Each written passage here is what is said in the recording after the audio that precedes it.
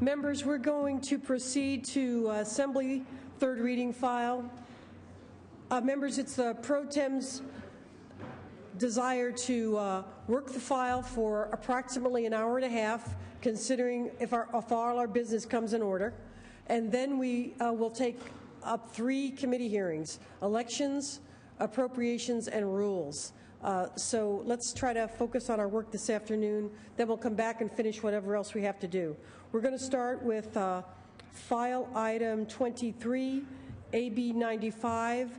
The Secretary will read. Assembly Bill 95 by the Assembly Committee on Budget, an act relating to public resources, making appropriation therefore, and declaring the urge thereof to take effect immediately. Bill related to the budget. Assembly Member Leno, you may begin.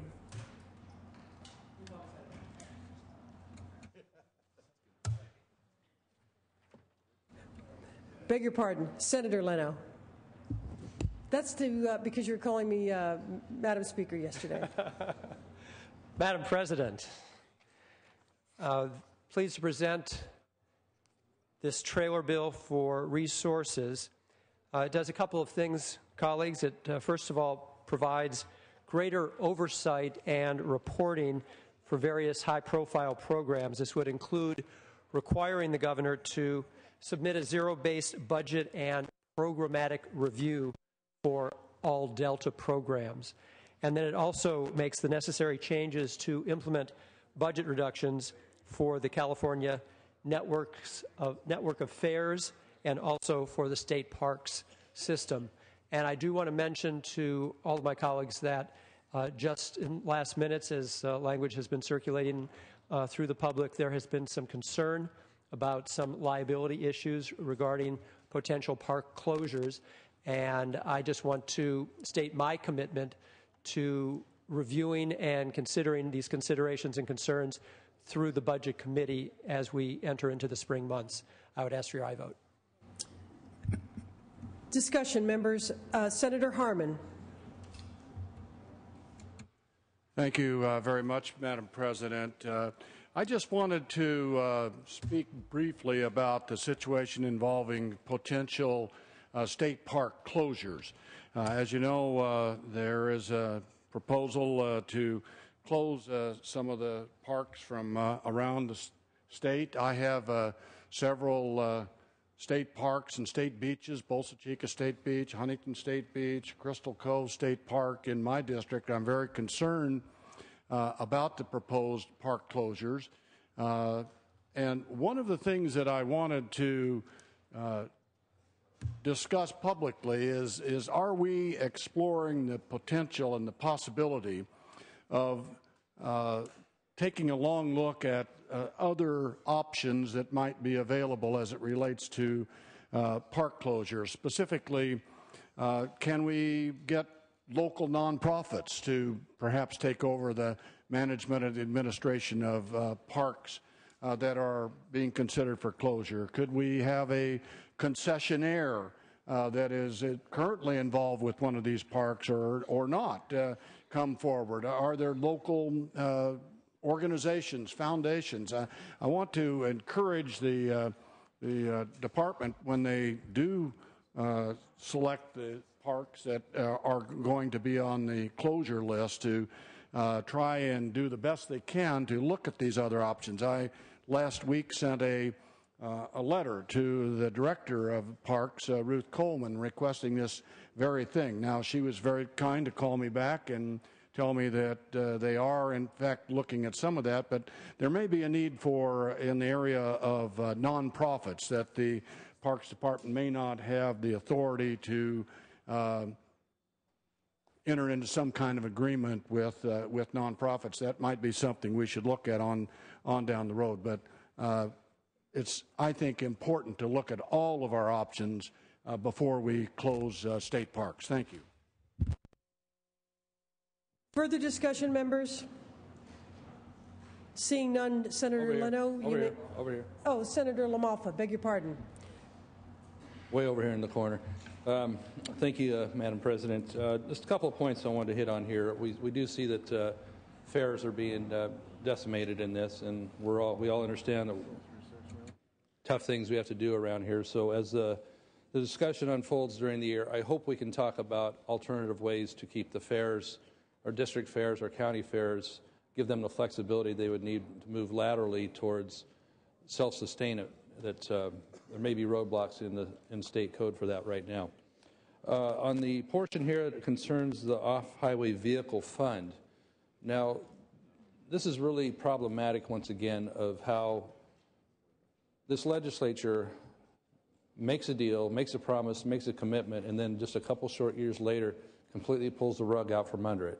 As you recall, about 3 or 4 years ago, the off-roaders came forward and in good faith allowed that they were okay with the green sticker program, with that fee doubling, and with bipartisan support and that agreement, it was put forward that the extra funds from that green sticker program would go to help off-highway vehicle project parks in the state. Now, here we are taking that special money that was made to and committed to in good faith and taking it away. So I'm wondering, is there somewhere in this language a commensurate drop back to the original 50% less on the green sticker, since that money they agreed to is now no longer going to be used for those off-highway vehicle parks, instead being swept into the general fund, the black hole of the state budget. Our credibility is not very good around here when we continue to do things like that. Thank you. Senator Blakesley. Thank you, President Pro Tem. Friends here on the floor, I just wanted to reiterate a little bit of what was previously stated, but specifically to point out that as we engage in this larger conversation about how to provide essential services while at the same time balancing our budget, we had a particularly, I think, interesting outcome at the last election, in which there was a specific vehicle license fee attached in the November election to state parks. And we all remember the outcome of that vote, which was that that proposition lost by almost 20 points.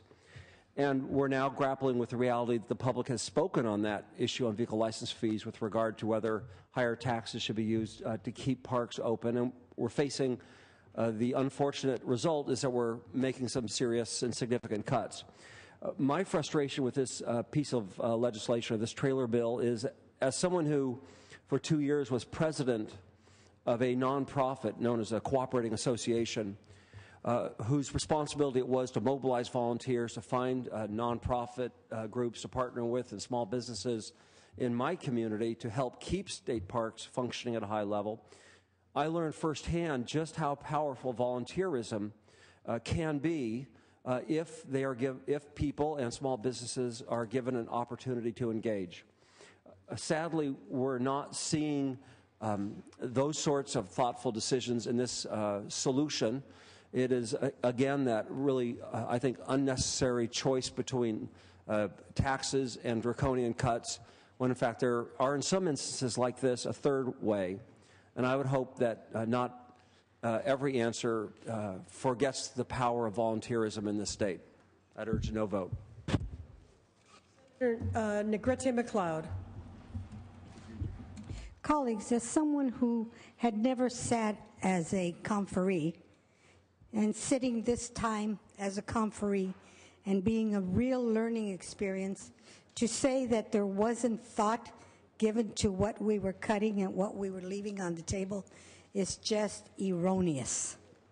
There were so many cuts that it pained me that we would have to make.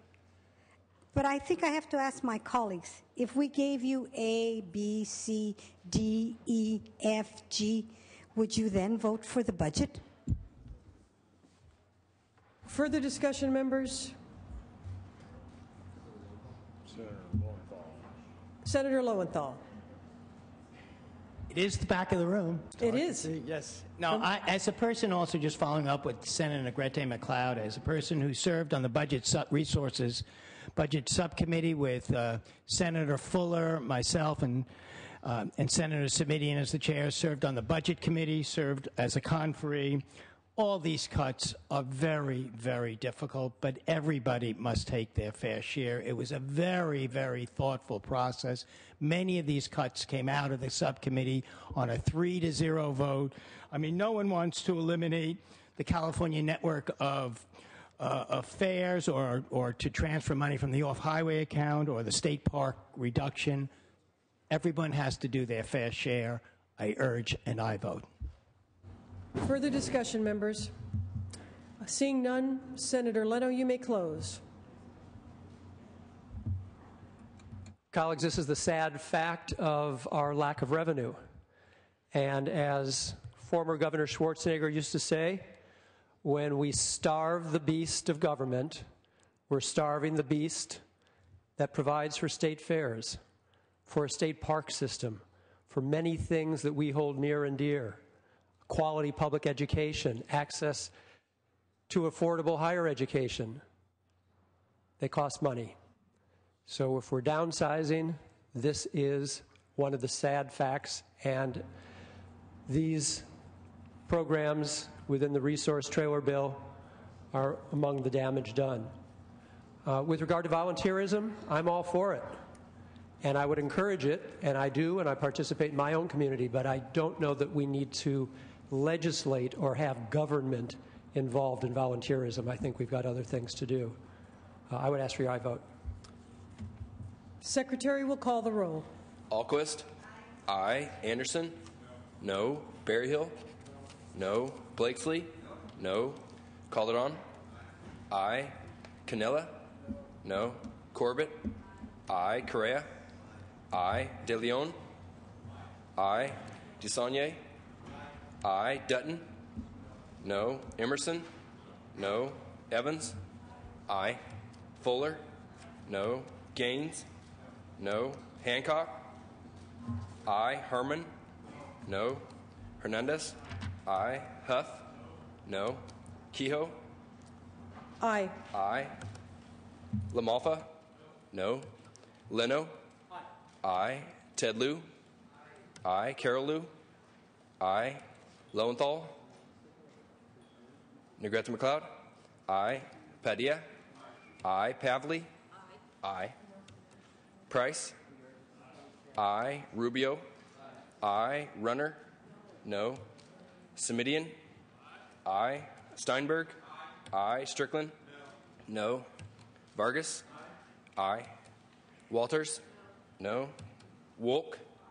Aye. Wright? Aye. Wyland? No. Yee? Yee, aye. Lowenthal, aye. Madam President. Members, ayes 25, noes 15 on the urgency clause. It fails. Ayes 25, noes 15 on the measure. It passes.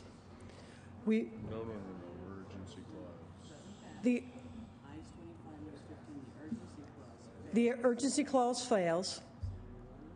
Oh, Senator Leno, excuse me, that's right. Sure. So, Beg your pardon. Madam Speaker, And you're going to beg your pardon. pursuant to Joint Rule 23.5, I move to amend AB 95 and take up the measure in muck form. Mock-ups are being handed out now, members. You have them on your desk.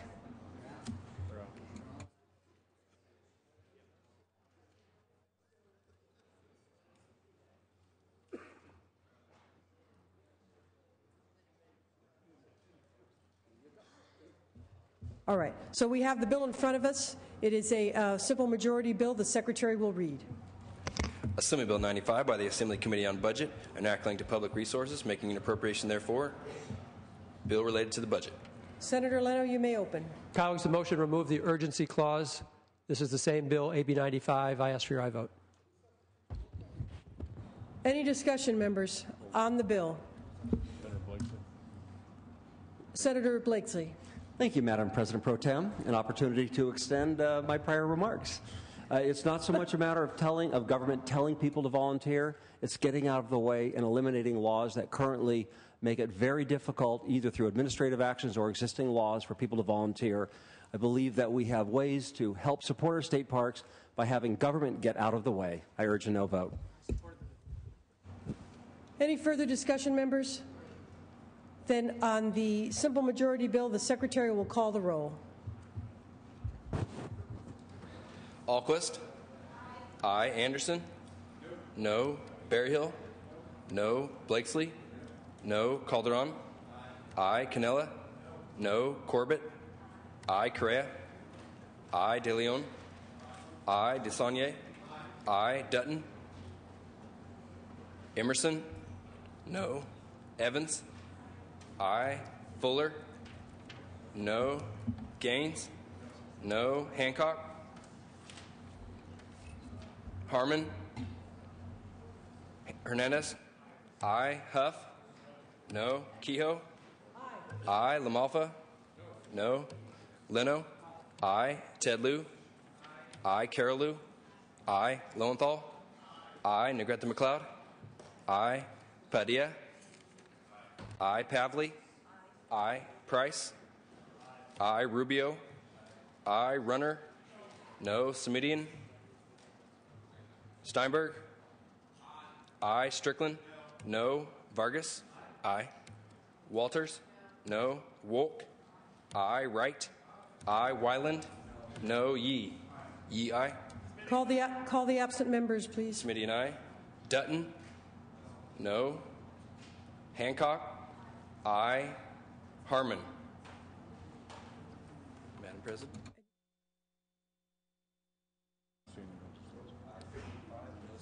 Ayes 25, noes 14 on the measure. Measure passes. Members will move to file item 33, AB 109. The Secretary will read.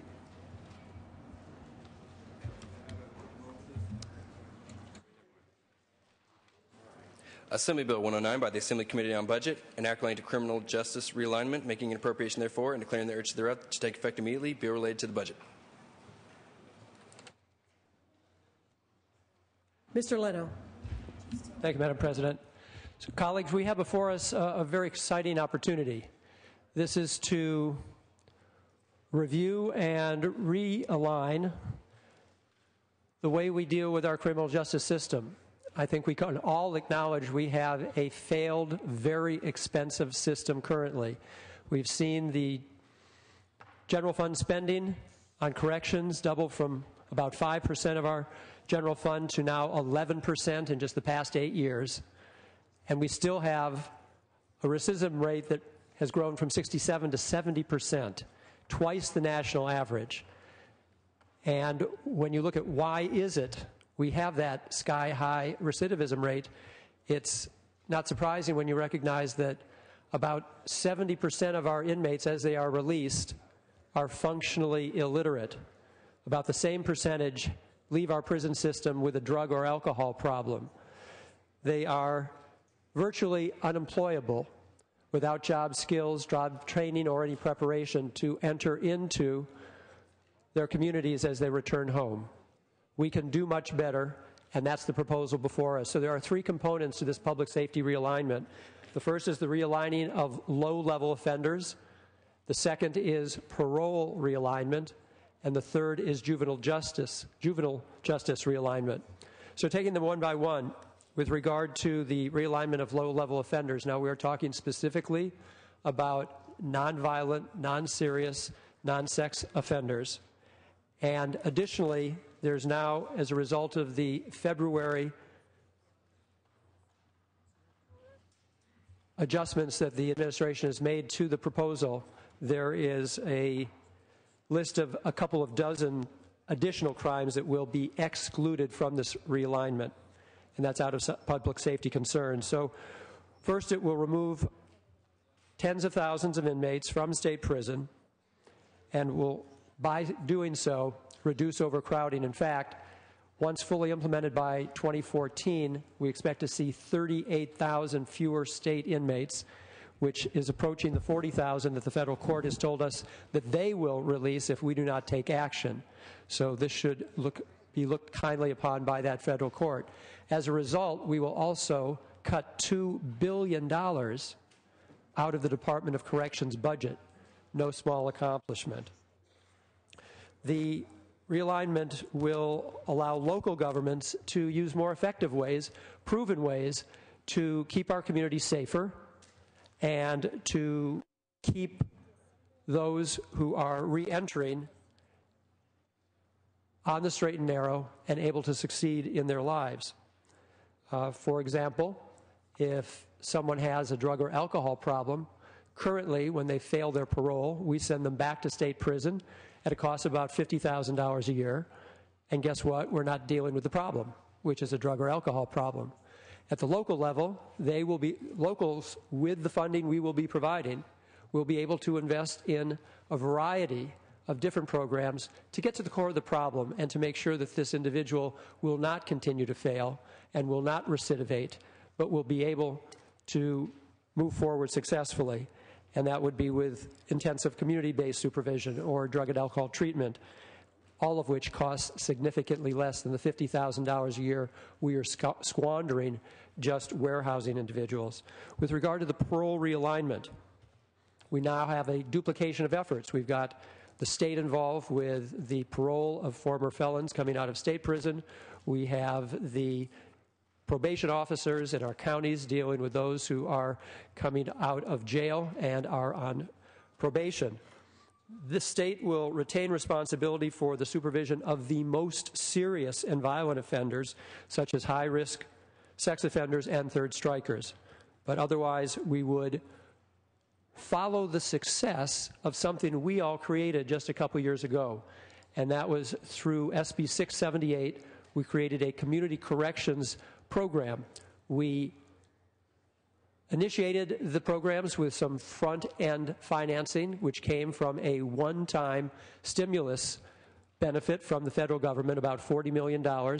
And I'm happy to report, I hope you're all paying attention, that in the first year of this program, we were able to keep 4,000 failed probationers from even coming into our state prison system. Keep in mind that the largest component of new inmates in our system each year, 40% of new inmates, are failed felony probationers coming from the county because they failed their probation in the county, coming into our system. So within 1 year, we knocked off, 40,000 inmates each year. That's 20%. We knocked off a full 10% in the first year. So that's a huge accomplishment, and we shared the savings with the counties, so that $40 million initial federal investment is now growing to about $59 million in state savings to continue and augment the successful programs that kept those 4,000 failed felony probationers from even getting to the system here in the state because they didn't fail. They succeeded in their probation. That's what the parole realignment will replicate. And then lastly, with the juvenile justice realignment, again, as a result of the amendments made by the administration in their February statement that the counties would continue to have the option to send serious juvenile offenders to state facilities.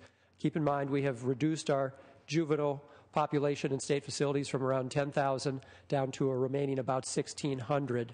This would allow for the counties to contract with the state for their most challenging wards to be able to use state facilities for them. But this will be, again, more effective.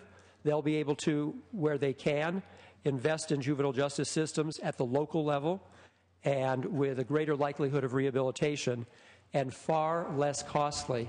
We are spending $200,000 per year per ward, and these kids are not getting the education that we legally are responsible to give them. They are being warehoused, and we're incubating future criminals by denying them that which their youth really is deserving of. This is a great proposal, and it's one that's long in coming, and I would ask for your support. Discussion members, Senator Harman. Thank you, Madam President. With all due respect to the chairman of the Budget Committee who says it's a great proposal, I would simply tell you in truth it's a very poorly thought out proposal. It takes tens of thousands of so-called low-level offenders and diverts them to our county jail system throughout the state. Let me give you a few examples of what I'm talking about, the type of crime. conspiracy to commit a crime against the President, Vice President, Governor, or any U.S. Justice or Judge or Secretary of any of the executive departments of the United States government. That's a low-level crime. A person that does that, attempts that, or in a conspiracy to do that, would be considered a low-level crime. Participation in the act of lynching someone is a low-level crime. Hate crimes are a low-level crime. Exploding a destructive device or committing arson at a health facility, church, abortion clinic, bookstore, courthouse, goes on, low-level crime. Now, members, what happens when they go to county jail and when they come out? Let's say there's a violation. They do not go on parole. They go on probation. Now, as you know, parolees, if they violate their parole officer can what's called violate them, and they wind up back in state prison very, very quickly, oftentimes within a few days. On the other hand, if one of these individuals that is participating in the new program described in this bill called the Post-Release Supervision Program, the only way they can be violated is to go before a judge and have a hearing. Now, our courts are already, as all of us know, badly congested with overwork both on the civil side and the criminal side. The best estimate that we could get from our staff is that there would probably be a need for approximately 15,000 new hearings to hear alleged violations of the post-release supervision provisions of this bill. And by the way, let me hold the bill up. Here it is. It's 663 pages. Let me double check that. 663 pages long. It has not had a policy hearing in this House. I think it's premature for us to make these major changes in the way we conduct public safety in this state. It is a bad bill, and I would urge a no vote. Senator Woke. Thank you, Madam President and members. I rise today to request your support of the first of what will be two bills and a constitutional amendment, which is an historic effort to realign or transfer services to the local level. This legislation begins the process, and we hope will fulfill the governor's promise to bring government closer to the people. But why do it? Why do it at all? We need to do it because California is not where we want it to be in terms of the outcomes, in terms of public safety, not to mention mental health, child welfare, and many other needs. We simply aren't succeeding at the way we do business now. So it's not just about money. The scale of our state has not permitted us to allow for diversity, variation, innovation, or creativity. The Senate committee that was formed on governance and finance with Senator Huff as vice chair has had numerous hearings on realignment. Senator Huff and I have put in writing that we need to move the state toward better performance and value for the services that go to the citizens. And this is the beginning of that effort. For the first time in the constitutional amendment, when we get to it, there is language which will promote best practices and the delivery of effective and efficient services. And these can't be just words. We need to deliver on that change. The constitutional amendment, when we get to it, will speak to giving local agencies maximum flexibility and control over the design, administration, and delivery of public safety services. The budget bill also has similar language. The counties and other states and some cities are already doing this in the area of public safety and others with more success and better results. The counties and law enforcement have been partners, willing partners, and supportive partners in this effort. We should reward that partnership and that support. They are very wary, but they are willing. We need to get out of their way. We need to let go and let this happen. The legislation sets the direction, and there will be hard work of implementation over the next 3 to 6 months that will seal the deal.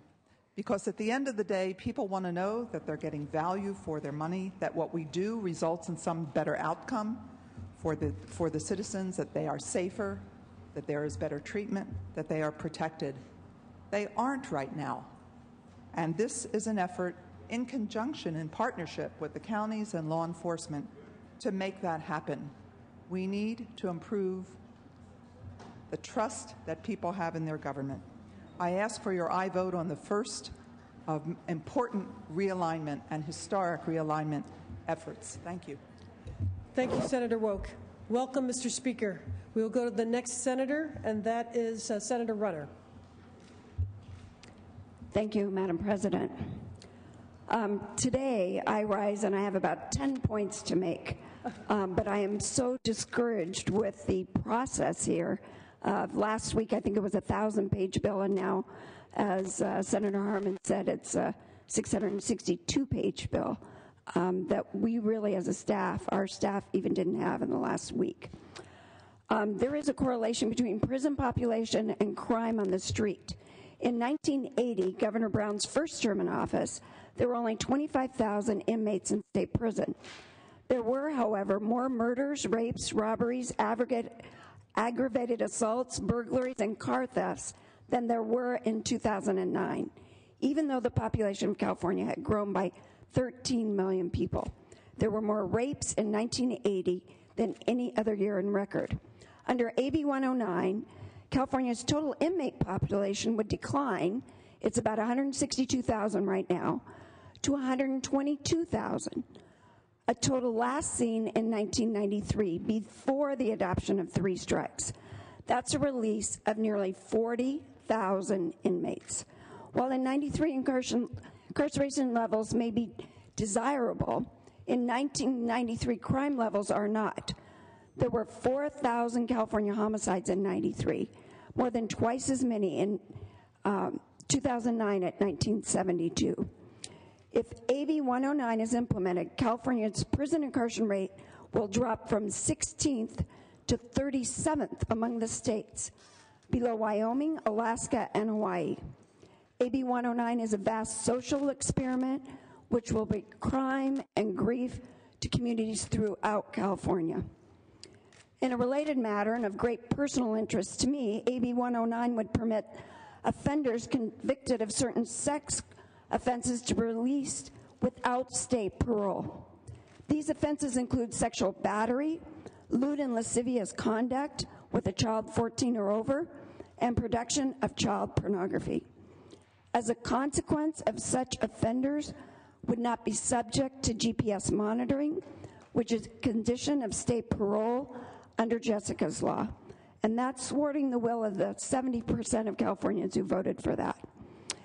AB 109 is like a deferred maintenance program. If we don't repair the Golden Gate Bridge for 20 years, we'll save money, but when the bridge collapses, the costs will be horrific.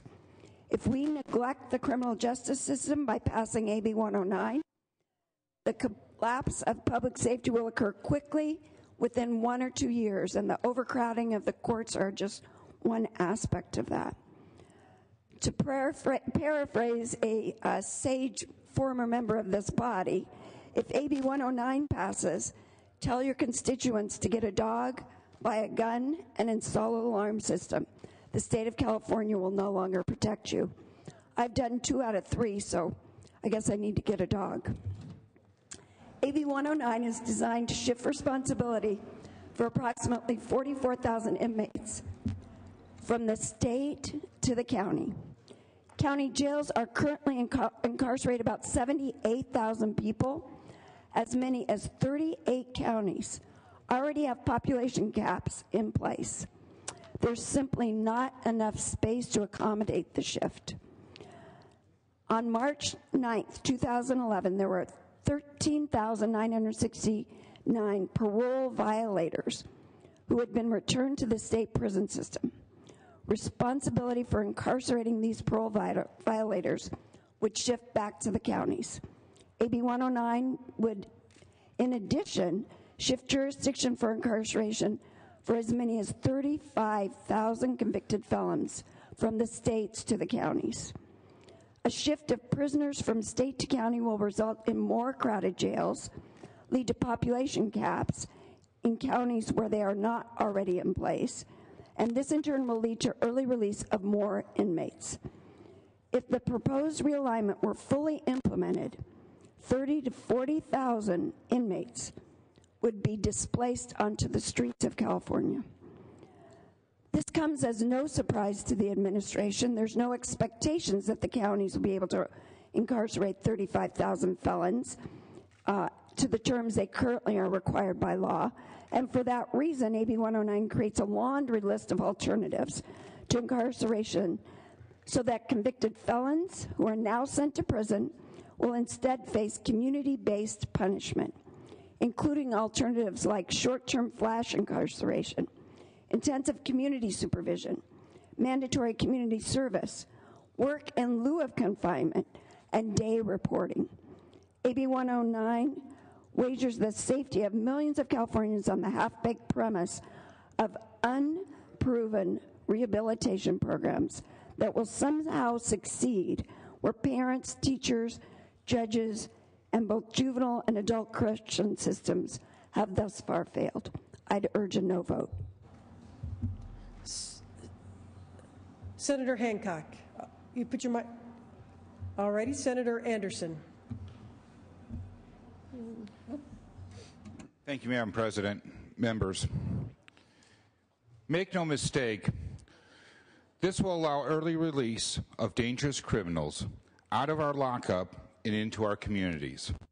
The proposed post-release community supervision is less stringent than parole, and we've seen a breakdown over the years with parole, the parole system. Increasing the amount of good time credits for prisoners can in what they can earn means that we'll let these criminals out earlier into our streets, going from 1/3 to half-time credit. If you're someone that was convicted of cruel or inhumane child abuse resulting in traumatic condition, this bill is for you. If you're someone who is convicted of cross-burning or defacing property with a swastika, this bill is for you. If you're someone that was convicted of knowingly selling firearms to criminal street gang members, this bill is for you.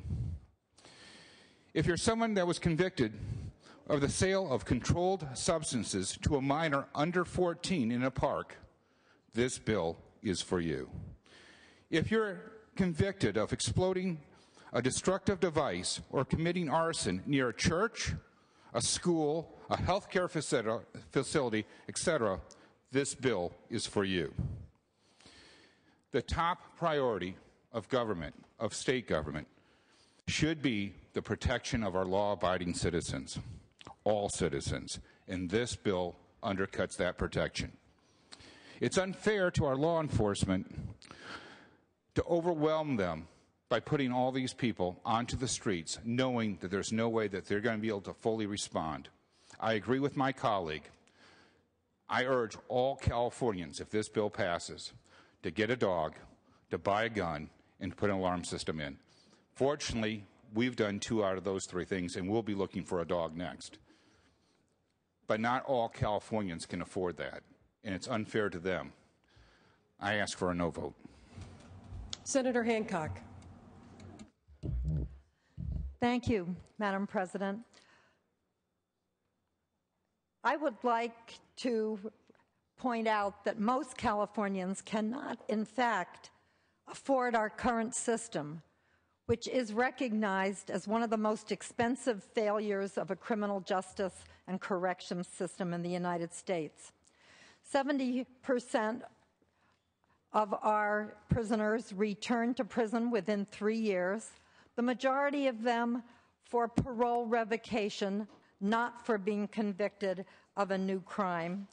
We are recycling the same people through the same institutions at $49,000 a year per prisoner and $250,000 a year per juvenile. This may allow people to claim to be tough on crime, but really we've been very, very tough on the taxpayer. We have an opportunity now to redirect the way we spend our dollars to improve outcomes, increase public safety, and use policies and practices that evaluations have shown work in other states. When we return people to prison for parole violation now, they go into the very expensive reception center process. They get the same assessments and tests that they got when they were cycled through the first time. They are usually in for only 45 to 90 days, enough time to disrupt whatever opportunities they may have had to find work or stability, but not enough time to be in a program. I would point out that the list of crimes that have been called, what law enforcement calls them is the nons, non-serious, non-violent, non-sexual, have been reviewed by law enforcement. A number of offenses were taken off the list at the request of law enforcement, and about 50 were added at the request of law enforcement. In fact, I need to really thank, at this point, the sheriffs, the chief probation officers, the police chiefs, and others who have collaborated every step of the way and understand that they will have safer communities as a result of this realignment. So, members, if you want to continue an expensive failure, you don't need to vote for this bill. But if you want to take an opportunity to move California forward, I urge you to vote aye. Senator LaMalfa. Thank you, Madam President. We do have to address the costs in California. That's the motivation, I guess, what we're doing this particular bill for. Why don't we ever address the actual cost of why it is double in California, nearly double than of any other state? Why is it that we have a prisoner's Bill of Rights and a tort system that if they get into a scuffle in prison, that if they need a few stitches, that they're so afraid of being sued under the prison health care that they instead need 3 correctional officers to escort the particular client, as I've heard, down to the local hospital, sitting in the emergency room with all the other good people there so that they can not be sued over very small needs medically. Why aren't we working on the cost drivers that makes it so high? Instead, we think we're going to save money in California by putting them back out there on the streets and subjecting the people that become the victims of these repeat offenders. That's who we're not talking about here. Every time we put one of these folks out, we're giving them another chance to repeat again and again. It isn't working. I'd be interested to know if the officers that are supposedly signing off on this are okay with the fact that this is being degraded down to, for one of the examples, battery against a peace officer, firefighter, EMT, probation officer, etc. is one of the ones that now requires no prison time, but instead jail time with no follow-up on probation. Is that what we're after? Sending harmful matter, i.e. pornography, to a minor? These are things that need no supervision once these folks are out of our incarceration. No follow-up. The people of California that are watching this today, do they agree that this is going to make their streets safer? Or even in the end going to save them any money when it's one of their loved ones that's going to be assaulted or subject to this kind of matter? I think not. We're really moving in the wrong direction here. Why don't we address the cost drivers of what it takes to keep them incarcerated, to get them through the court system, those things of that nature. Instead, we're barking up the wrong tree because we want to coddle these people, because one of the provisions is that when they're no longer on parole but instead under probation, they might be possible voters. I would hate to think that's one of the motivations. I urge your no vote. Senator Gaines. Thank you, Madam President. I rise in opposition to AB 109, and I wanted to just give you a little information in terms of what's happened locally. There in Sacramento County, there was a grand jury report that showed that over the course of the last 3 years, Sacramento County Probation Department has lost 40% of its staff. Studying 96% of the county's 27,000 probationers are unsupervised, with 80% of gang members and sex offenders lacking probation supervision. This is a massive shift of offenders to local jails.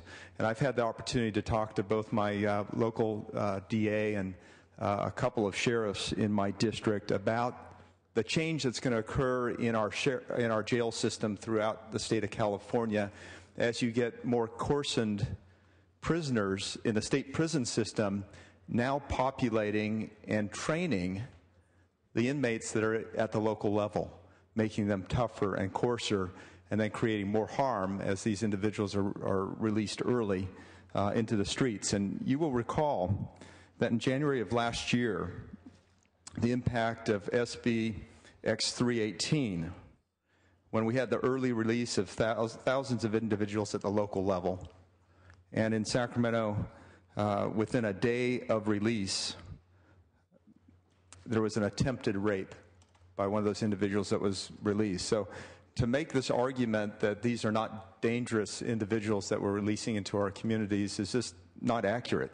And what we ought to be really doing is addressing reform throughout the state of California with all of our programs. That's one of the things that I cannot understand is here we are looking at tremendous cuts, which are tough, but why aren't we addressing how we're providing government services so that we can provide actually more money for the programs that are vital here in the state of California?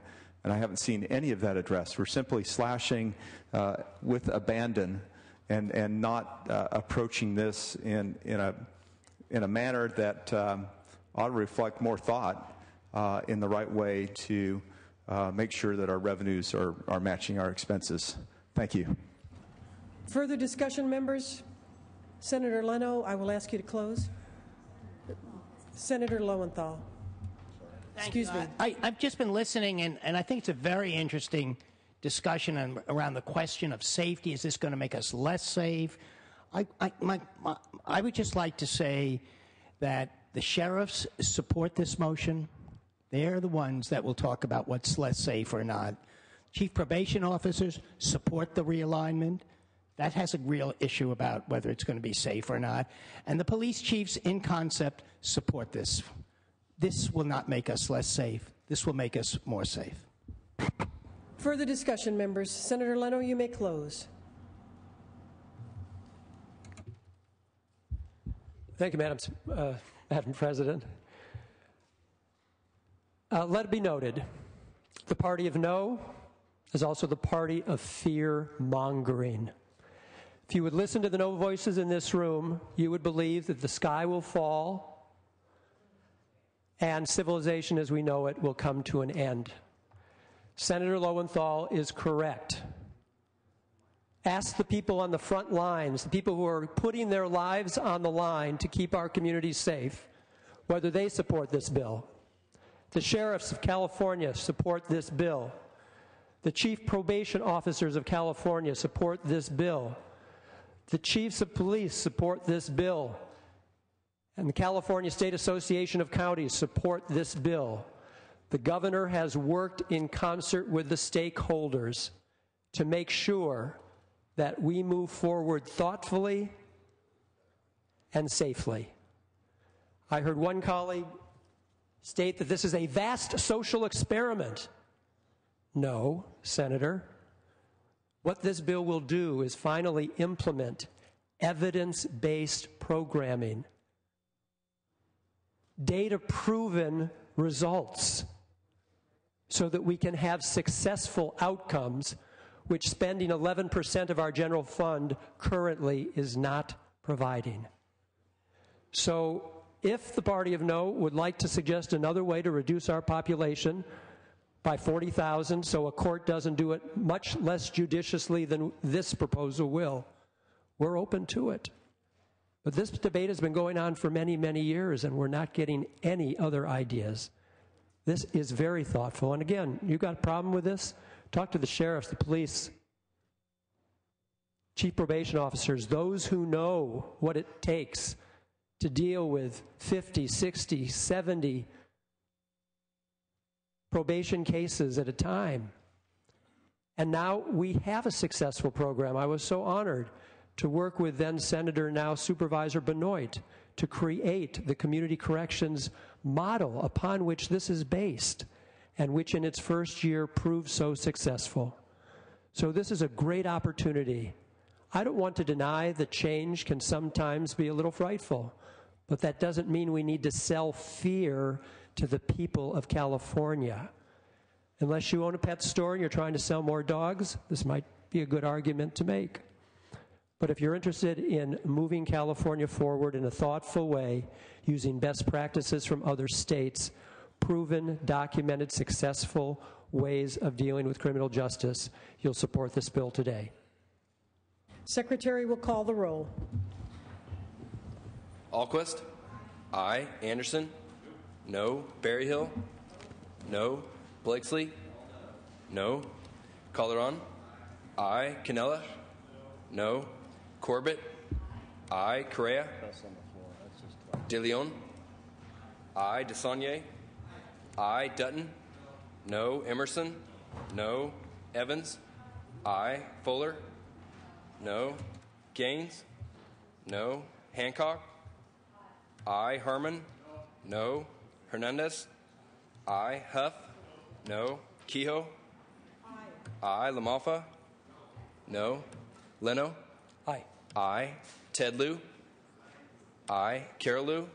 Aye. Lowenthal? Aye. Negrete McLeod? Aye. Padilla? Aye. Pavley? Aye. Price? Aye. Rubio? Aye. Runner? No. Smidian? Aye. Steinberg? Aye. Strickland? No. Vargas? Aye. Walters? No. Wolk? Aye. Wright? Aye. Wyland? No. Yee? Yee, aye. Members, it's ayes 24, noes 15 on the urgency. The urgency clause fails. Senator Leno. Madam President, pursuant to Rule 23.5, I move to amend AB 109 and to take it up in mock-up form. Madam President, I have a point of order. Senator Dutton, I'll be right with you, members, that the mock-up form is on your desk. Senator Dutton, for what purpose? Yeah, Madam President, regarding the removal of the urgency clause, this bill contains several different sections that amend such statutory initiatives which can only be amended by a two-thirds vote of the legislature.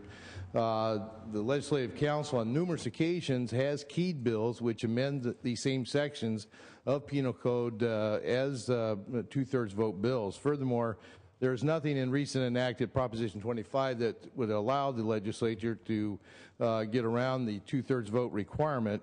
The bill, as it now amended, as it's being proposed to be amended, would violate Propositions 21 and from 2000. As such, my point of order is that the bill must pass the House by a two-thirds vote and not simply a majority vote. Therefore, I'd like to move that we table this bill until such time as we have a written opinion from the Legislative Council on the vote requirement of the amended version of this bill. Senator Dutton, do you have a motion to table the bill, or do you want to discuss the I actually had section? A point of order leading All up right. to a motion. Then in a quick discussion with the Secretary, it's my understanding that the Leg Council needs specific sections that you cite that require the majority vote. If you can deliver the two-thirds vote, excuse me. So then if you have those sections available, or your staff does, we can put the measure aside while you and Leg Council discuss it. If not, I'd rather move forward with the vote. Be more than happy to. They're actually mentioned in the bill itself, the sections that are to be amended, and those are the questions. Give us the numbers. That's the question we have. Do you have the numbers available now?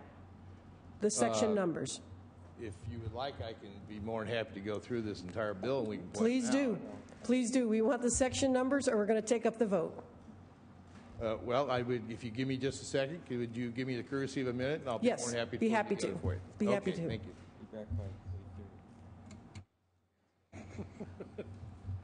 Meanwhile, he has a motion to lay.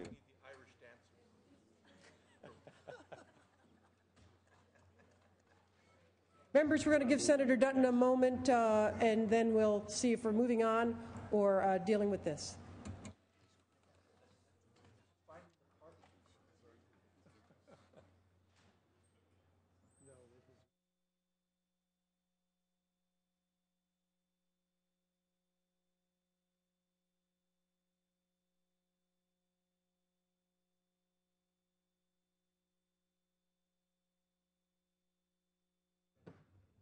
Senator Dutton, sure. Yeah, I'll make this real easy. Why don't we take a look at sections 186.22 and 186.26? 186.22 and 186.26. Yes. Let me. I see the secretary is scribbling furiously. Then my suggestion is we'll put this aside, and we will move on to the next item, and we'll return to AB 109 when we have clarification from the Legislative Council.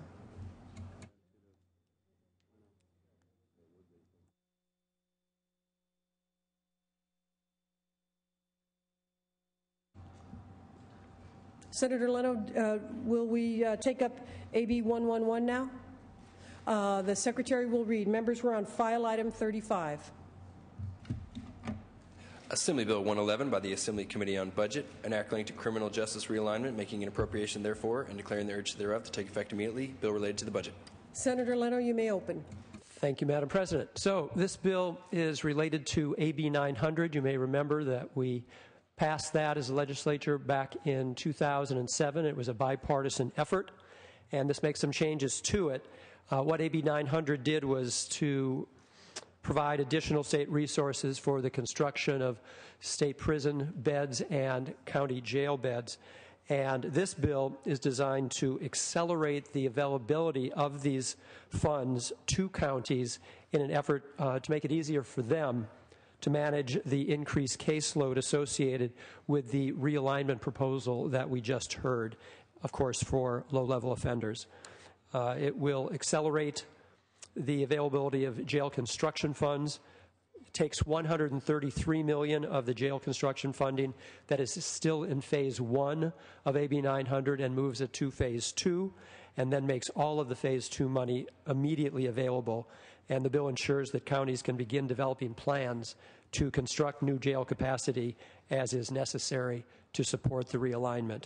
And it also changes AB 900 to give preference to those counties with the largest percentage of inmates in state prisons so that the funding will go to those counties where it is needed most. I ask for your aye vote. Discussion on item 35, members? Seeing none, Secretary will call the roll. Alquist? Aye. Anderson? No. Berryhill? No. Blakesley? Calderon?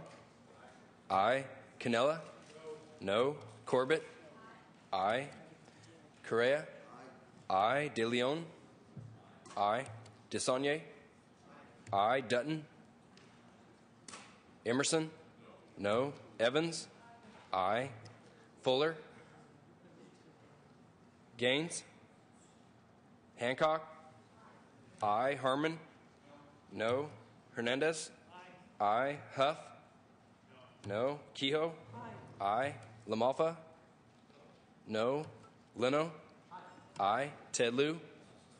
Aye. Carol Lieu? Aye. Lowenthal? Aye. Negrete McLeod? Aye. Padilla? Aye. Pavley? Aye. Price? Aye. Rubio? Aye. Runner? No. Semidian? Aye. Steinberg? Aye. Strickland? No. Vargas? Aye. Walters? No. Wolk? Aye. Wright? Aye. Wyland? No. Yee? Yee, aye. Gaines, no. Call the absent members. Blakesley, no. Dutton? No. Fuller? Members, ayes 25, noes 14. The urgency clause fails. Senator Leno. Madam President, I move pursuant to Joint Rule 23.5 to amend AB 111 and to take it up in mock-up form. Any objection, members? We will take the bill up in mock-up form. Senator Leno, would you like to reopen? Members, this is AB 111 that we've just heard relative to the changes to AB 900 without the urgency clause. Any discussion, members? Secretary will call the roll. Alquist? Aye. Anderson? No. Berryhill? No. Blakesley? No. Calderon? Aye. Canella? No. Corbett? Aye. Correa? Aye. De Leon? Aye. DeSaulnier? Dutton? No. Emerson? No. Evans? Aye. Fuller? Gaines? No. Hancock? Harmon? No. Hernandez? Aye. Huff? No. Kehoe? Aye. LaMalfa? No. Leno? Aye. Ted Lieu? Aye. Carol Lieu? Aye. Lowenthal? Aye. Negrete McLeod? Aye. Padilla? Aye. Pavley? Aye. Price? Aye. Rubio? Aye. Runner? No. Smidian? Aye. Steinberg? Aye. Strickland? No. Vargas? Aye. Walters? No. Wolk? Aye. Wright? Aye. Wyland? No. Yee? Yee, aye. DeSaulnier, aye. Hancock, aye. Madam. Members, ayes 25, noes 14. Measure passes.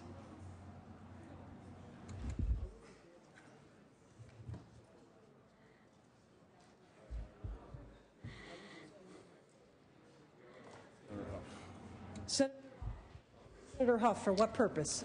Point of personal inquiry. Certainly. Is it the pattern or rule of practice of the Senate to allow unchecked demonizing of the opposing party to go on in the course of civil debate on a bill? I don't think that's the custom and practice of the House, but then I would suggest that there are members of our party who felt such an attack was placed upon them recently when we were talking about the realignment to local level of prisoners. And if it is the custom and practice to do that, we can certainly engage in that, but we believe it is not. We believe that apology is in order, and we ask for one. Senator Huff, I would say my personal opinion is that perhaps both sides feel that this is a hypercritical discussion. I didn't hear anything that requires an apology, and I'd like to leave it at that. If I could say respectfully,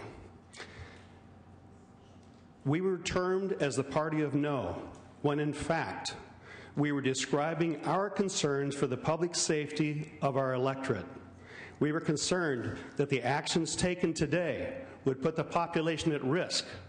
We were detailing elements of our long-felt belief that public safety should be the highest priority of the state. And in return, we were vilified, Madam President. It was not respectful. It was demeaning.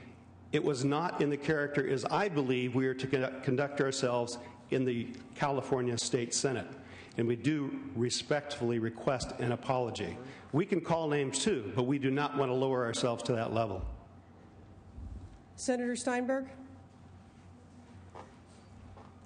Thank you, Madam President. I have appreciated the comity of the House over the last several days as we have waded through some difficult decisions. I would just point out that political argument is a little bit in the eye of the beholder. I appreciate Senator Huff's concerns. However, I would point out that when you get beyond discussing the particular policies and warn the people of California to get a dog or to get a gun or to get an alarm system, that maybe is the same sort of emotional statement that our budget chair made. And so I think let's just get back on track here. Let's keep it calm. Let's make the decisions that we're being called upon to make. Y'all cast the right to cast the votes that are consistent with your conscience and your districts and your philosophy, and let us move on. Thank you. Members, we have Senator Leno, do you want to address this issue? Go right ahead. Colleagues, I think that Senator Steinberg addressed the comments that certainly provoked my comment, which has now clearly provoked some upset among my Republican colleagues. So I can assure you that if it hadn't been stated that with the passage of this public safety realignment, which has the support of public safety officials throughout the state of California, that Californians would need a gun to protect themselves, or a dog to protect themselves, or a security system, that's how dangerous this bill was, and that the presumption was that those who are supporting the bill are putting our families at risk. That is a provocation. I'm happy to apologize if I have upset anyone with my response to that provocation. I would not necessarily expect an apology in return, but I think it's quite appropriate. I'm very sorry. Members, if we could return to the business of the House, you have on your desk, while we're awaiting the Ledge Council's opinion on file item 33, we have a supplemental file. I'd like to begin. Senator Anderson. A point of personal privilege. I too would like to apologize. If I offended you because I was overly concerned, my district does have a lot of guns. We're prepared for it. I was more concerned about yours, and I withdraw that remark. Sorry. Well, there's a kind remark. Anyway, members, if I could encourage us to return to the House business. Any objections to that? Let's go to the supplemental file. Senator Dutton. Yeah, Madam President, I just want to let you know it's no big secret that I'm kind of a dog fancier, and actually I do know of somebody who actually does have a couple of big black labs that if anybody feels they would like to borrow them, rent them, or whatever, I'll be more than happy to make arrangements to bring them here to the Capitol. And let's not forget Senator Cox's tiny little pooch either. All right, supplemental file. Members, we have 3 items there. It's on your desk. First item is item 37. Senator Leno, are you prepared to take that up? Secretary will read. Senate Bill 78 by the Committee on Budget and Fiscal Review, an act relating to the administration of justice, making an appropriation therefore, and declaring the urge thereof to take effect immediately. Bill related to the budget. Senator Leno, you may open.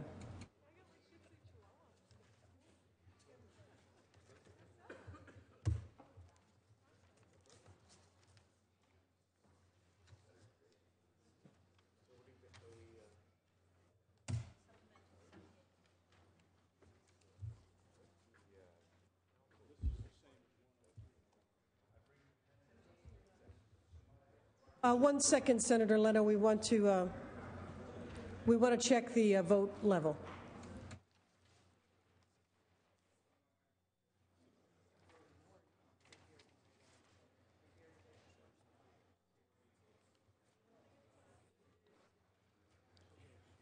Dependence.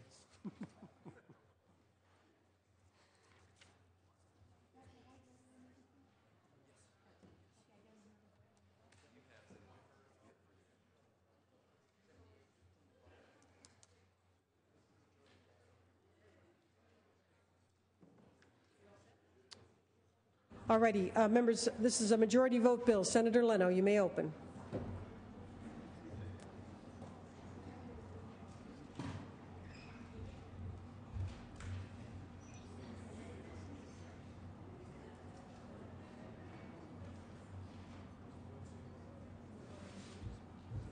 Thank you, Madam President. Colleagues, turning to a brighter note, we can talk about the court case management system. This is the Judicial and Public, thank you, Judicial and Public Safety Trailer Bill, and it addresses both the, well, among other things, the court case management system, the judicial branch contracting, also the Office of Inspector General Peace Officer status. So with regard to the CCMS, we're all quite aware that the state has been struggling to complete and implement this centralized IT system for the judicial branch.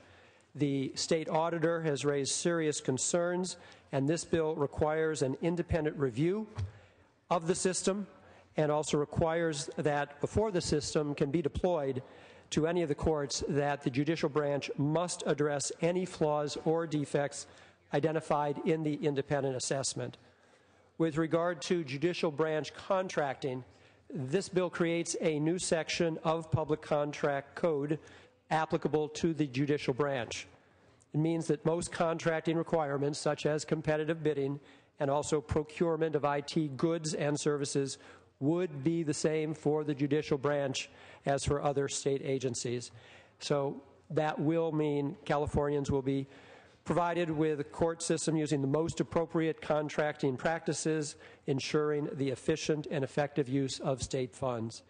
And then lastly, you may have seen the report issued by the Senate Office of Oversight and Outcomes, which identified that all state auditors and attorneys within the Office of the Inspector General had full peace officer status, including the provisions of guns, cars, and other perks, including pension benefits, unnecessarily costing the state millions of dollars. So all this bill does is limits that peace officer status to only those employees at the Office of Inspector General who have primary duties that include conducting investigations.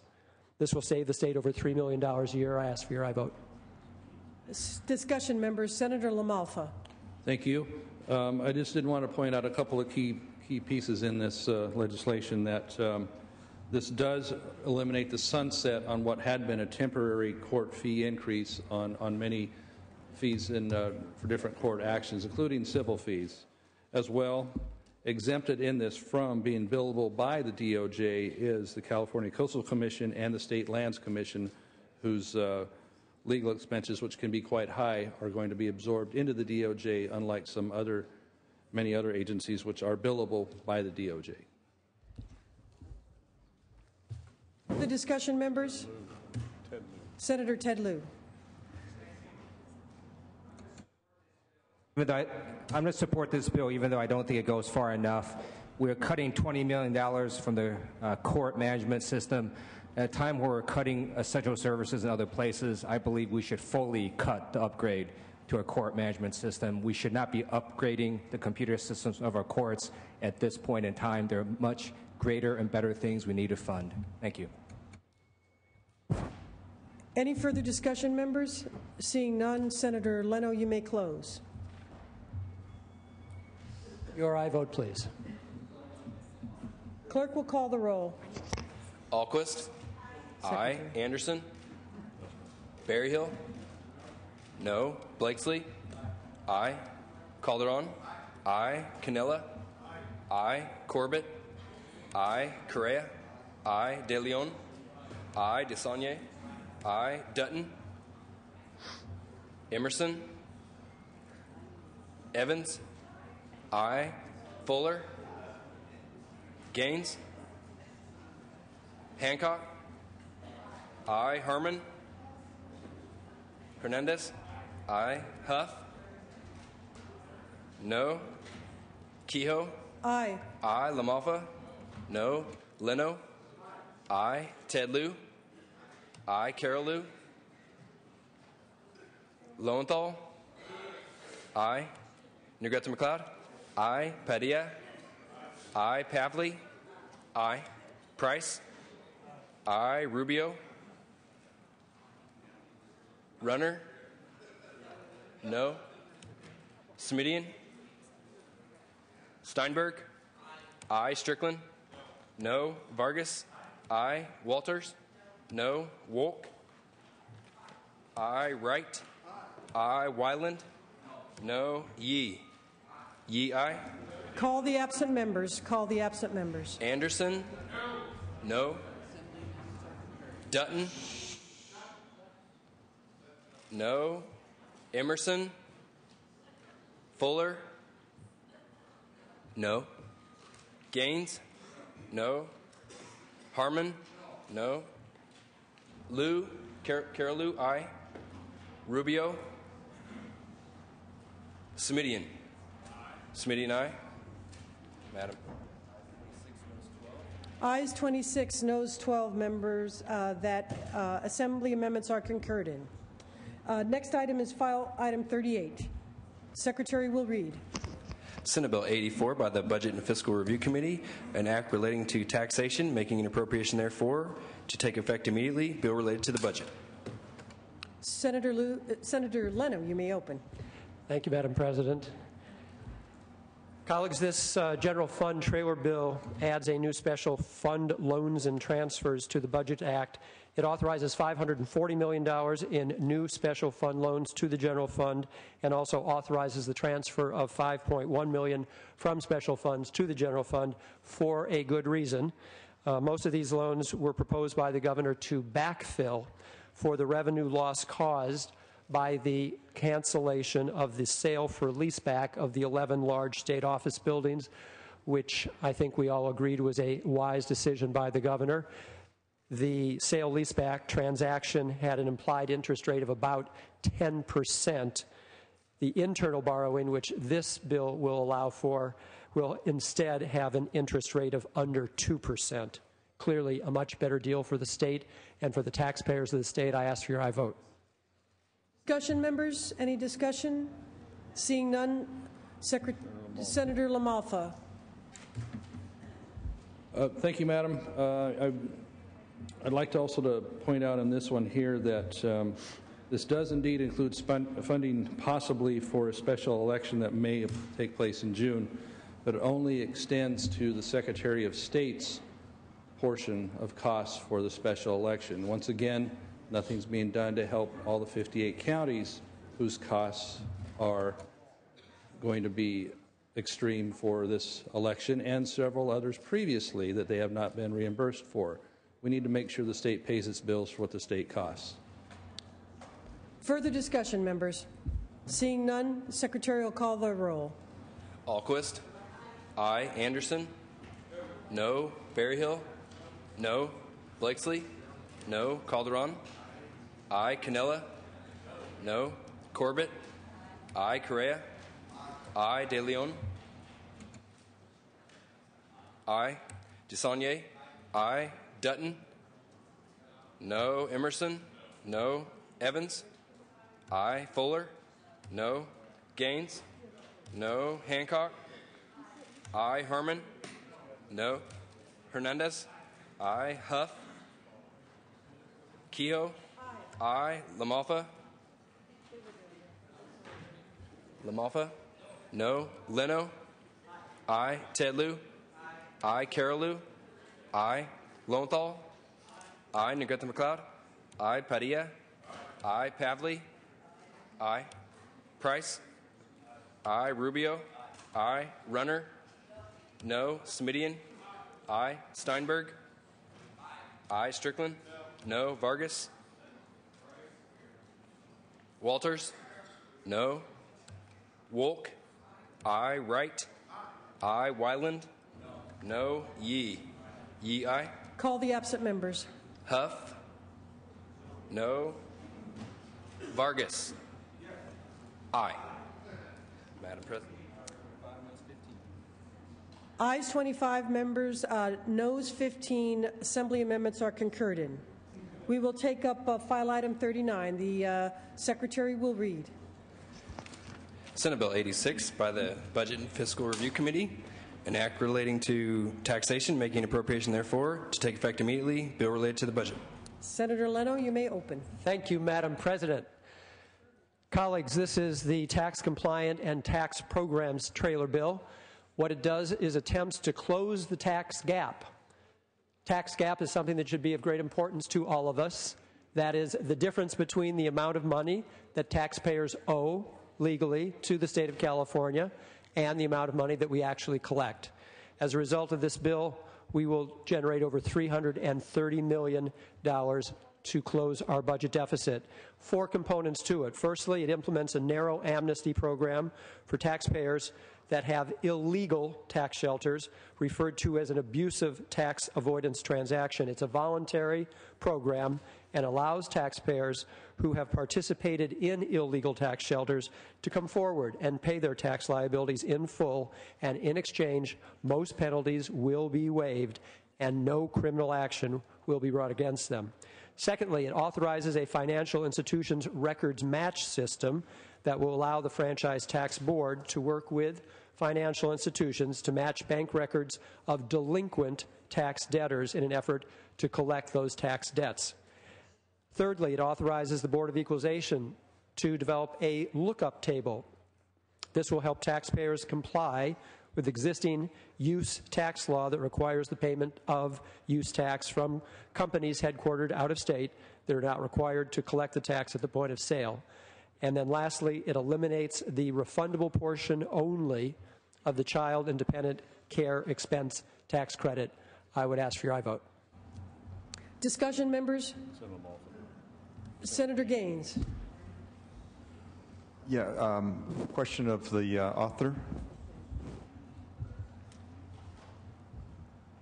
Go right ahead, Senator Gaines. Yeah, in terms of the Child and Dependent Care Credit, could you outline that again in terms of what exactly is it my understanding that we are eliminating the tax credit for children, for families here in the state of California? Sure, there are no changes to the core tax credit program itself, but what this bill does is eliminates the refundable nature of the credit, which allows for individuals to receive the credit as a refund even if no tax is paid. So we currently have a system not unlike the Earned Income Tax Credit that even if you don't owe any tax, you get a check from the state. It's only in the circumstance where you owe no tax that you will no longer get this tax credit. Okay, so the inverse is true then too. If you're a tax-paying family, you will continue to get the tax credit. Okay, thank you for that clarification. Further discussion, members? Seeing none, the Secretary will call the roll. Alquist? Aye. Anderson? Bearhill? No. Blakesley? No. Calderon? Aye. Canella? No. Corbett? Aye. Correa? De Leon? Aye. DeSaulnier? Aye. Dutton? No. Emerson? No. Evans? Aye. Fuller? No. Gaines? No. Hancock? Aye. Harmon? No. Hernandez? Aye. Huff? Kehoe? Aye. LaMalfa? No. Leno? Aye. Ted Lieu? Aye. Carol Lieu? Aye. Lowenthal? Aye. Negrete McLeod? Aye. Padilla? Aye. Pavley? Aye. Price? Aye. Rubio? Runner? No. Semidian? Aye. Steinberg? Aye. Strickland? No. Vargas? Aye. Walters? No. Wolk? Aye. Wright? Aye. Wyland? No. Yee? Yee, aye. Anderson, no. Call the Correa? absent members. Call the absent members. Correa, no. Huff? No. Rubio? Madam President. Ayes 23, noes 16. Assembly amendments are concurred in.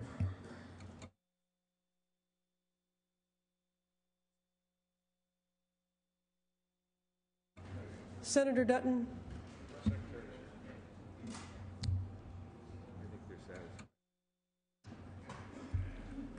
Have you had a chance to discuss the issue with the Legislative Council?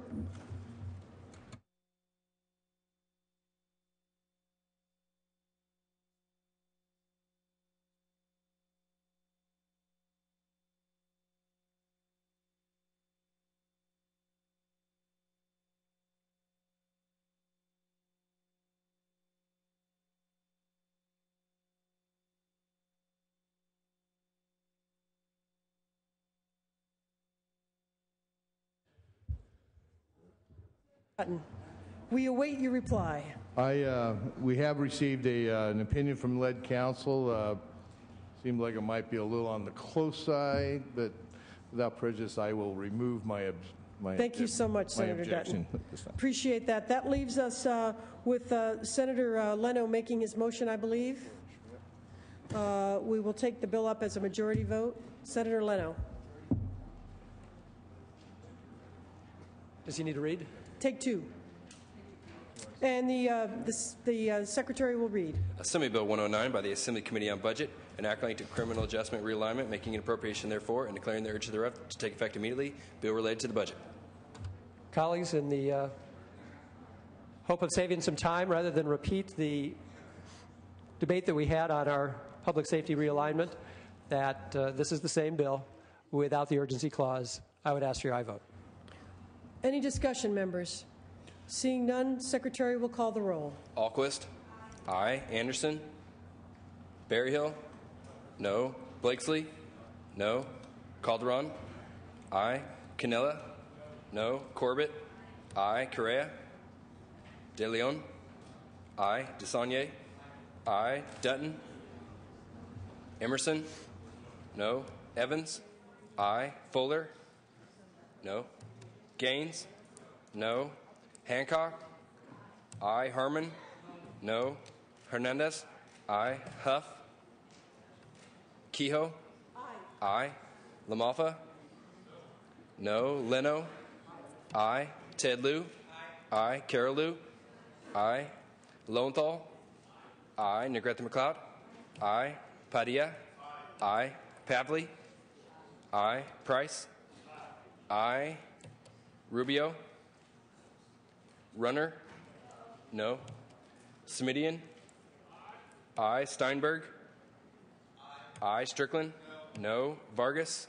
Aye. Walters? No. Wolk? Aye. Wright? Aye. Wyland? No. Yee? Yee, aye. Call the absent members, please. Anderson? No. Correa?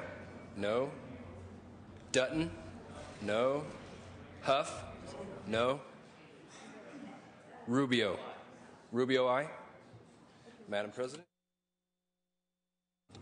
Members, it's ayes 24, noes 16. The Assembly amendments are concurred in.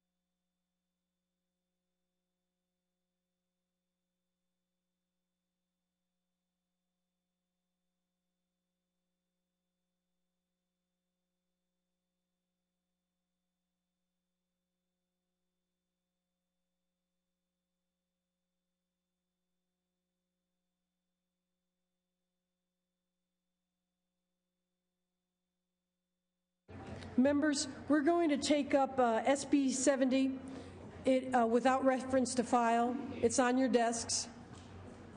It's the Education Omnibus Trailer Bill. Without objection, I understand.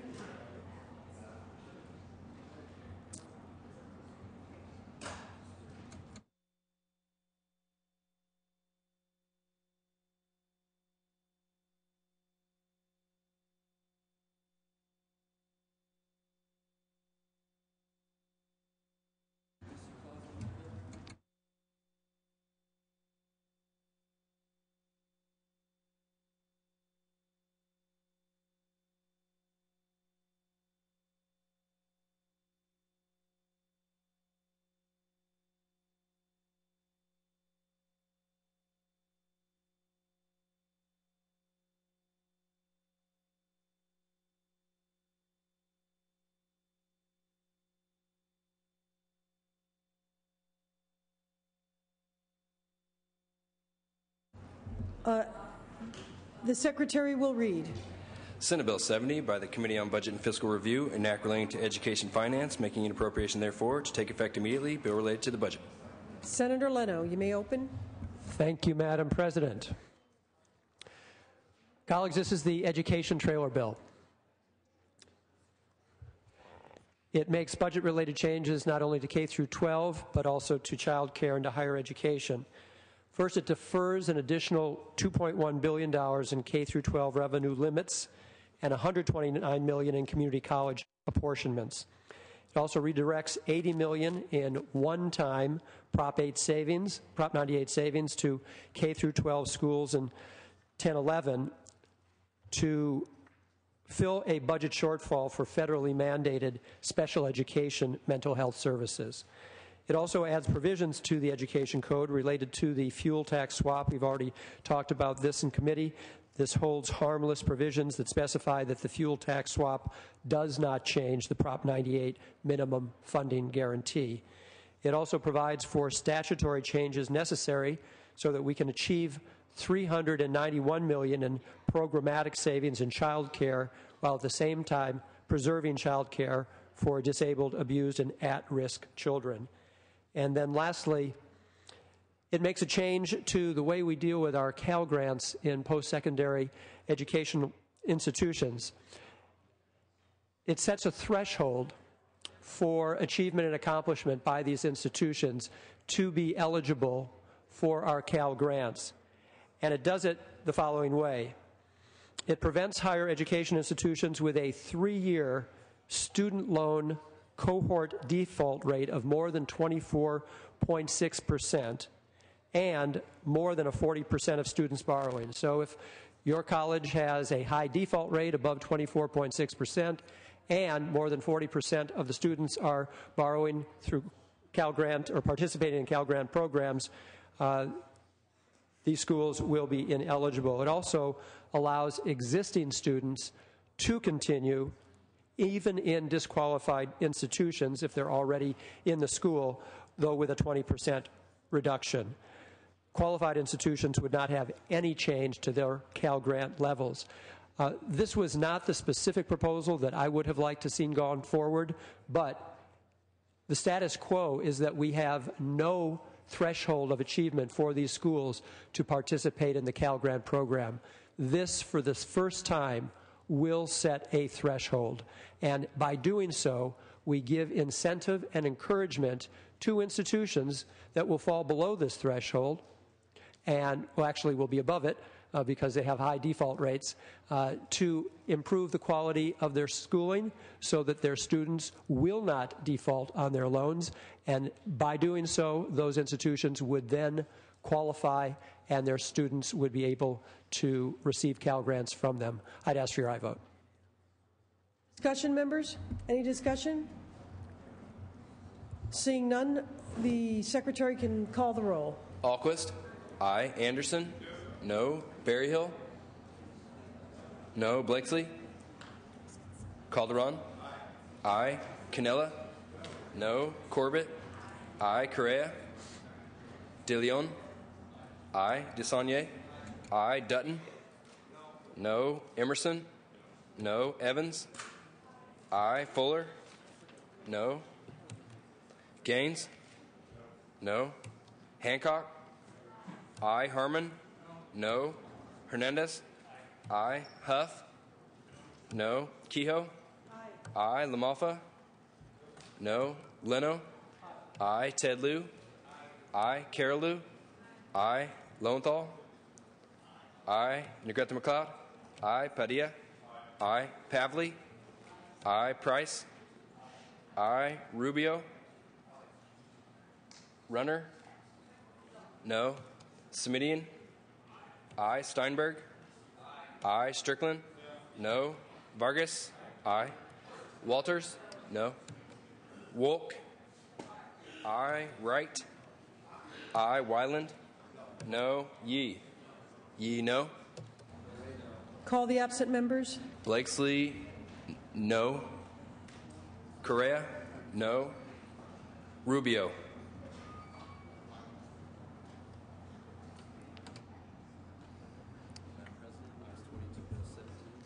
Members, ayes 22, noes 17. Assembly amendments are concurred in. Next item will be SB 69.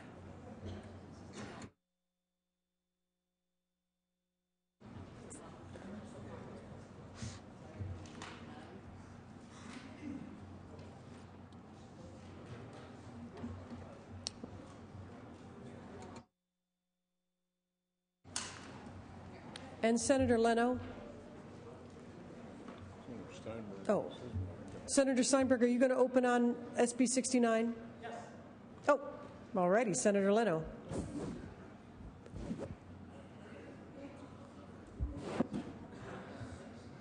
You have the conference report on your desk, and okay. The Secretary will read. Senate Bill 69 by Senator Leno, an act making an appropriation for the support of the government of the state of California and for several public purposes in accordance with the provisions of Section 12 of Article 4 of the Constitution of the state of California to take effect immediately. Budget bill. Senator Leno, you may open. Thank you, Madam President. Colleagues, this is our Budget Conference Committee report, otherwise known as our budget bill. And uncommonly, we have taken up all the trailer bills, or most of them, prior to taking up the budget bill. Usually, traditionally, would take up the budget bill and do the trailer bills later. So I will do my best not to be redundant. Those issues that we've already addressed here, I will make note of, but not go into any kind of detail. So I think we're all familiar with the architecture of the budget, which the governor put forward in early January. This is addressing a $27.5 billion problem that needs to be resolved. $12.5 billion is resolved through expenditure cuts, reductions, $12 billion in revenue after the $2 billion is credited to Prop 98, and then additionally $3 billion in other solutions. The K-12 education bill we've just taken up, so I, again, won't be repetitive, but to point out that the funding level will be just about similar to the 10-11 funding level, which is $49.4 billion for Prop 98 K through 12. This includes the deferrals that we have already talked about, along with the changes for basic aid. There is also class size reduction item in it. It approves a one-year extension of the continuous appropriation for the class size reduction categorical program. It also restores $56 million to the economic impact aid program, which I know is important to many of our colleagues. And it also, with regard to categorical flexibility, approves the governor's proposal to extend various flexibility options to school districts for an additional 2 years. It also, as you've probably read about, eliminates the Secretary of Education's office, so we can save a few $1 million. With regard to child care, we rejected the governor's 35% subsidy reduction for providers, thinking that was far too harsh. We did find other budget solutions so that we were able to achieve the same level of savings that the governor had, which was $716 million. With regard to higher education, we're well aware that the governor's proposal, as was the Budget Conference Committee's decision to support a $500 million cut to the University of California, a $500 million cut to the California State University system, and a $400 million cut to the community college system. All, unfortunately, unavoidable, difficult cuts, because I don't think there's anyone in this room who would argue that our higher educational system has been the secret to California's success for many, many decades. And as I mentioned in my opening comments yesterday, if you look at the percentage of general fund that we invested in the University of California in 1972, the last time we were spending as little per capita as we are now, that we were at about 19%, today closer to 11%. This is of their budget represented by general fund dollars. With regard to health and human services, I want to point out that the over $6 billion of cuts that health and human services will have to suffer, that this represents 53% of our total spending reductions. Over half are coming from health and human services. So with regard to Medi-Cal, over $1.6 billion in general fund expenditure cuts in the Medi-Cal program. We've already talked about adult day health care and multi-purpose senior services program, as we have Proposition 10 and 63, as we have developmental services, the cuts to SSI and SSP, to CalWORKS, and to in-home supportive services. The Corrections Department cut is about $1 billion, and they're scored outside the realignment proposal. With regard to our court system, we have imposed a $200 million cut. Within transportation, we've already talked about the truck weight fees. We have not gotten to redevelopment yet, but I will just briefly outline, as again, well reported in the papers over these many months, the proposal is to eliminate the redevelopment agencies, over 400 of them in the state of California, thereby using $1.7 billion as a resolution to our $27.5 billion problem, though there will be very clear language when we get to the trailer bill sometime very soon, if not today, that there will be economic development and redevelopment in California in the future. There will be successor agencies. Those cities which created redevelopment agencies will be identified as the successor agency, and there's even a provision for future bonding authority for those successor agencies, and that is for ongoing projects, those projects in our districts that would be considered to be in the pipeline. We do not want to see those projects wither on the vine. It would be a waste of already invested public funds. So there would be the allowance for them to continue, and for the oversight by a 7-member board that is created. With regard to local government, again, we've already addressed that. As we have natural resources, government efficiency and employee compensation. We approved expenditure cuts of about $700 million in areas such as employee compensation, employee health care, and other state operations related to governmental efficiencies. So those are all the expenditure cuts. With regard to the revenues, we generate $12 billion after accounting for the increase in Prop 98 expenditures. This is $1.4 billion from making the single sales factor corporate tax multi-state apportionment mandatory as opposed to the current elective model. $924 million will be actualized from the elimination of the enterprise zone tax credits. We'll get to that in a trailer bill later as well. $360 million from tax enforcement and tax amnesty proposals, which we just passed moments ago. And then the other budget solutions, the last piece of this, is $2.6 billion from loans and transfers from special funds to the general fund, including deferrals of loan repayments, and then also $362 million in solutions from using the disability insurance funds to make the interest payments that we owe to the federal government for the unemployment insurance benefits, and the general fund will have to repay the disability insurance fund for this payment in the out years. We've already addressed public safety realignment, and that covers our conference committee report. I ask for your aye vote. Discussion, members. Senator Huff. Thank you, Madam President. The budget before you, found in the form of SB 69, reflects the Democrat vision and priorities for this state. Now, they'll tell you it's been painful and it's been difficult to get to this point, but it's been built upon 30, 40 years of Democrat policies that have put us in a position where we've come to the edge, we've come to the brink, and we have to pare back the scope of government. Now, the governor has presented it as a balanced approach, half cuts, half revenues. It is not. I've gone into that before. But the more important thing is we Republicans have been engaged in the process. We were there. We commented. We voted.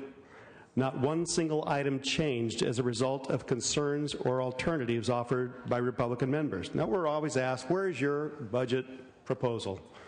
To which I usually say, sort of tongue-in-cheek, but sort of not, on the floor of every conference committee, every budget committee room, because they're summarily dismissed. The Democrats rejected over $1.7 billion of the governor's spending reductions, which Republicans voted for in full budget committee, and replaced them with over $1 billion of one-time solutions, gimmicks, and borrowing. In fact, according to the Department of Finance, they're still $400 million short of the governor's reduction level. Now, some of the examples include loans and transfers. The conference package contains a total of $396 million of new loans and transfers. All of these loans and transfers are just for the budget year. In some cases, these loans and transfers replace ongoing solutions. Another example, the judicial branch, the governor proposed a $200 million ongoing but unallocated reduction to the judicial branch. And the final conference package included an ongoing reduction of the same amount, but the specific actions proposed to achieve the savings in this next fiscal year that we are considering are nearly all one-time in nature, such as one-time transfers from various court-related special funds. You know how it gets more and more for a traffic ticket? We keep taking some of these funds and then we justify higher fees and eventually we sweep them back into the state some way or other. The phony cuts include Democrats assumed $128 million of savings from the implementation of a new federal waiver program, the Community First Choice option. This is not even a program cut. It's a shift to federal funds. The legislative analysts and the Department of Finance contend the savings that are assumed is premature. Democrats adopted additional savings, $153 million general fund within IHSS from a medication compliance pilot program. This concept's never even been discussed publicly. Any savings are a fiction invented to avoid making real reductions. Democrats also assume savings from reduced IHSS caseloads, but Department of Finance testified that this is double counting savings already assumed in 1112, currently included in the budget for anti-fraud activities. Now, Republicans believe the state could save billions of dollars and avoid many of these painful cuts by allowing local businesses and the private sector to provide many services in state operation. It's called competition. It works wonderfully in the private sector. We have actually created a sole source government, so the efficiencies that we could be realized are stifled, and they lead to this unsupportable level of government that frankly makes us make very difficult cuts that we wouldn't have to otherwise make if we just encouraged efficiencies, if we were outcome-based as opposed to how much money can we throw into a program. Lastly, let's be clear, the budget will ultimately raise taxes by over $50 billion. It's built with this $14 billion tax increase hole into it. That's $14 billion this year, but as you extend it out, it's over $50 billion over the life of the presumed 5 years. At that same time, for the first 3 years, we will actually grow the state's general fund by 30%. 30%. Why? Because within this budget, there are no reforms. There are no caps in spending.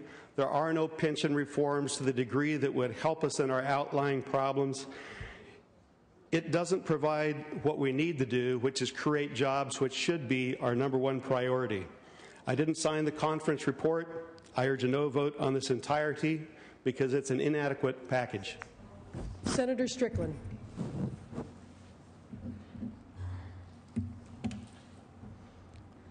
Thank you, Madam President. Members, I rise in opposition to this proposal.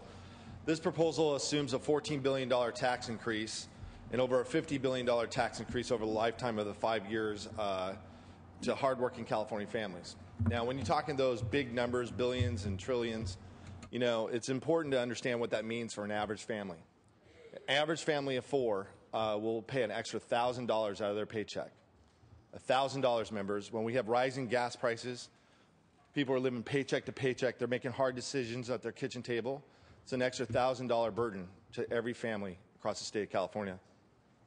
Make no mistake, members, we're not in this budget mess because we're taxed too little. It's because we're taxed too much. When you look at California, we have some of the highest taxes in the nation. We have the highest gas tax in the nation. We have the highest sales tax in the nation. We have the third highest income tax in the nation. We have the highest car tax in the nation. And we have the highest corporate tax west of the Mississippi. Members, we're not in this position because we're taxed too little. It's because we're taxed too much. And in fact, people change their behavior based on your tax policy. When you raise taxes, more and more people are leaving the state. The California legislature has really become the economic development agencies for states like Texas and Florida. And when we look at our tax policies, just take a look at one of them. We're one of 3 states that charges sales tax on manufacturing equipment. Everybody knows that manufacturing jobs and small business is what drives an economy. It's no wonder we don't have manufacturing jobs and they're not setting up shop here in California, because it's our tax policies that's driving those jobs away. In fact, the Manufacturing Technology Association said that costs over 400,000 jobs here in the state of California. Think about that, members. When we can put people back to work, that's less people on the social safety net, and more people are working, providing for your sales tax base that comes into the state. That's a policy that needs to go. And members, we have the second highest unemployment rate in the nation. Think about all the problems that they have in Michigan with the auto industry, with Detroit. We have a higher unemployment rate than Michigan. The only state that has a higher unemployment rate than California is Nevada. That should be unacceptable to Democrats and Republicans. And the only way we get out of this budget mess is by putting people back to work and creating jobs. As I said before, families are at that kitchen table making those hard choices, and there's no reason why California government shouldn't be doing the same thing. But it's almost like we're treating the California people as a personal ATM machine. Every time we run out of money, we go back and reach in their pocket and take more, and this is money that they can't afford. Again, they're living paycheck to paycheck, and you're taking an extra $1,000 out of their salaries. And that's what's going on in the gas prices that are going up because of what's going on internationally in Japan and the Middle East. Those gas prices are going to go up, and we're going to now add another $1,000 burden to these families. That's just wrong. Now, many of you have said that the Republicans are the party of no. And I'll tell you this, a budget's nothing more than a blueprint of your priorities. And our priorities are with the people of California. And I'll tell you some of the things that we've been proposing that's the party of yes. We believe that we need pension reform. We're out front saying that we need pension reform because that's how we can treat those dollars preciously. We live in a system that's wrong, members. When Robert Rizzo, the city manager of Bell, if he lives a life expectancy, that one individual will get $26 million. $26 million, one individual, if he gets his pension. That's wrong. That's what we should be attacking, not the health care, not the AIDS, the blind, and disabled. We say yes to a spending cap that says you can only grow the government population plus inflation, and the rest of the money that's extra is saved for a rainy day fund. And anything on top of that, after that, goes to half to schools and half back to the taxpayers. We're pushing those proposals. We say let's get rid of those boards and commissions where people make over $100,000 a year and they show up to the job once or twice a month. Now, I know what some of the people on TV are thinking, hey, I would love one of those jobs. Who wouldn't? The problem is average citizens don't serve on these boards and commissions. They're former members who are termed out so they can have a nice soft landing. And think about that extra $1,000 that hardworking families are paying right now. They're not making $100,000, but those political insiders are. That's simply wrong. We say yes to reform in the Caltrans system. As reported by Sacramento Bee, a Caltrans worker right now on average makes over $104,000 a year. The average Caltrans worker makes over $104,000 a year. And this is at a time where we're not even building roads. It's over $14 billion in our system. We need reform in our Caltrans system. Members, we are the party of yes. We want you to come up with these reforms because the Republican Party is about fixing the problems once and for all. We don't want Band-Aid solutions. We want to fix the problems moving forward because, as Albert Einstein said, the definition of insanity is doing the same thing over and over again and expecting a different result. All this bill does is continue the same path that has failed California. 2 years ago, when they implemented the largest tax increase in California history, at that time on this floor, I said we will be in a worse position 2 years from now than we are today. I ended up being right. We've tried your way. It didn't work. Let's try a different path for California. Let's put them back to work, and let's fix the budget problems once and for all. I ask for your no vote. Senator Walters.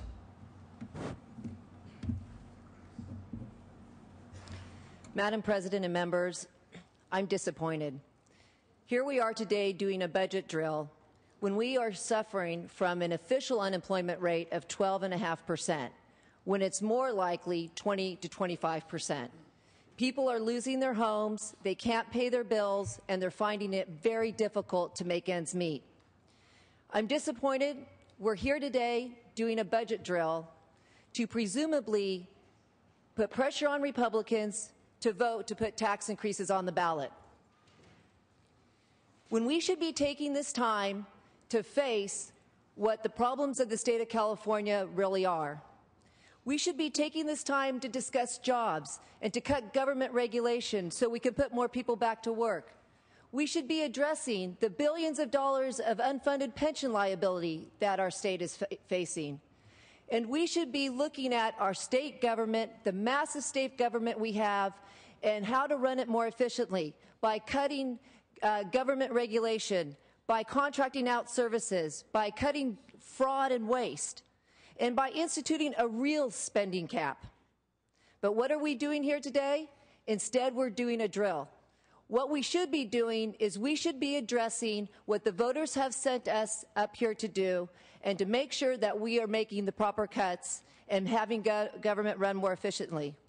And it is my hope that in the next few weeks that the majority party will have a change of mind and really get to work to make changes in the state of California. I am not interested in watching this legislature continue to kick the can down the road again. Senator Wyland. Madam President, members, after we go through this difficult process within a week or a few days, we'll return to what is business as usual in this body. And the somewhat near 2,000 bills that have been introduced in both bodies will start to spend virtually all of our time in committees listening to these bills. Every single crisis that's been talked about on either side of the aisle today will not really be addressed. For 10 years since I've been here, this is my 11th year, I've been concerned about the dropout rate. Los Angeles, LA Unified, second biggest district in the country, about 50% of Latino and African American boys drop out. We've talked about that since the first year I was here. We don't do anything, but in 10 years, I'll bet you I have taken 2,000 votes in the Education Committee. We've talked about it constantly, but nothing happens. Career technical education, which would keep those students there. We talk about it, but we don't do it in depth. This is the bill factory. We are in the bill factory. That's exactly what we're returning to, where we could have